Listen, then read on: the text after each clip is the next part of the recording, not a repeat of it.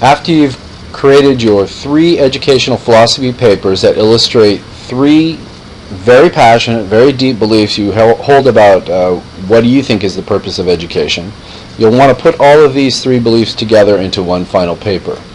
So going down to the bottom of the introduction page, you will see instructions for how to put together your final paper.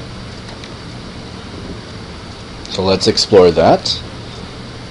And basically, you will want to create what will put all of the papers together in one thesis statement.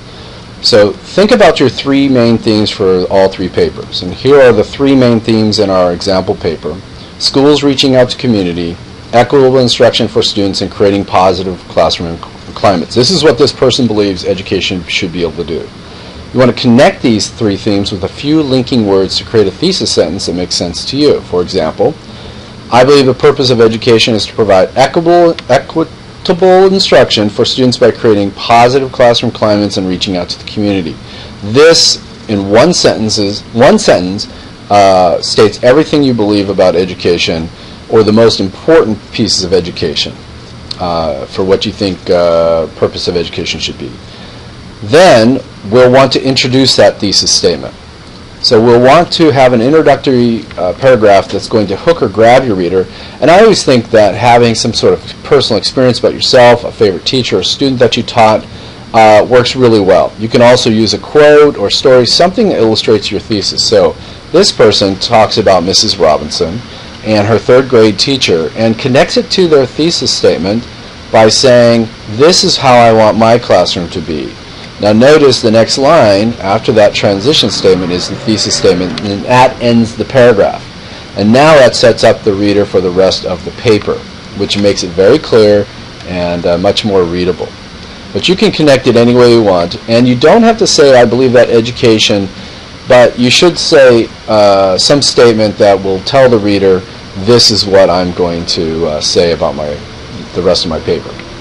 Then you should add in the rest of your 3 philosophy papers that you've already written. So paragraph 1, we just talked about, will be that introduction and thesis together in one paragraph. Then take your next paragraph in your theme 1 and put it in your paper. Then put in the example classroom lesson for that paragraph, and so on. You'll add in theme 2 and 3. Theme theme 3. And then, if you would like, a conclusion. Now, the way it works in education is if you haven't said it by this time, you haven't. Then it's not important. So I leave a conclusion optional. By that time, the principal has not bothered to read through your old paper. But it's sometimes if you just want to just sort of sum it up, that'd be great. Now, the very important thing of creating these themes and tying together is to add some transition sentences between the 3 papers to make it the writing flow a little better. You can take this time to edit the paper, make sure that there's no grammar or spelling errors, because if you do have one, you may not get a job interview based on your philosophy paper. So you want to make sure that it's really clean, and that if you're talking too much and it's too long, you can edit some stuff out. And here's an example of what the final paper will look like. When you save that word in the word processor, submit it to La Lima assignments by the due date, and then make sure that you keep a copy for yourself so you can add it to your final portfolio page. That's it. Thank you.